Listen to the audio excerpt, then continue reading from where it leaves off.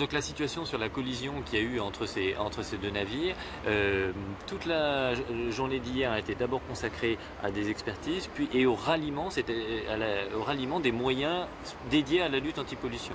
Il y a des moyens français qui ont appareillé, certains étaient au mouillage à Villefranche, d'autres qui ont appareillé de Toulon ici avec du matériel anti-pollution.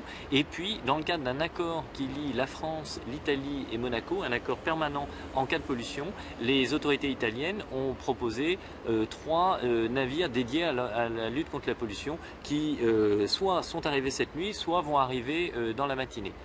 Donc sur place, ils ont commencé à mettre dès hier soir un premier barrage et ils ont attendu ensuite le lever du jour pour se remettre à travailler. Ils ont travaillé selon 2 axes. Une première priorité, c'est autour de la collision, essayer d'éviter une surpollution. Et ensuite, une deuxième partie du travail, c'est de commencer à traiter ce ruban de pollution qui s'est écoulé depuis les cuves du porte-container qui s'est fait rentrer dedans par le navire roulier.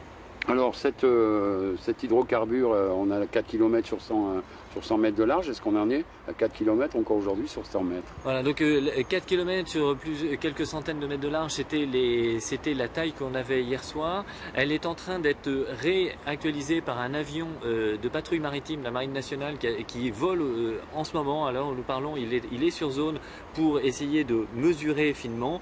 Vraisemblablement avec la nuit et le vent, cette pollution s'est un petit peu agrandie, mais il va falloir confirmer la taille. C'est ce qui va être fait dans les prochaines minutes. Comment on explique qu'aujourd'hui, 2 bateaux puissent comme ça entrer en collision avec tout ce qu'il y a comme électronique autour? Eh bien, voilà, la recherche des causes, la recherche des responsabilités, soit individuelles, soit collectives, c'est le travail d'une enquête qui a commencé en parallèle du travail pour la lutte contre les pollutions. Il y a en ce moment un travail d'enquête de gendarmes maritimes, donc spécialisés, qui vont pouvoir déterminer comment est-ce qu'on a pu arriver à cette situation exceptionnelle. Pour autant, il est trop tôt, bien évidemment, pour pouvoir se prononcer sur le résultat de cette enquête.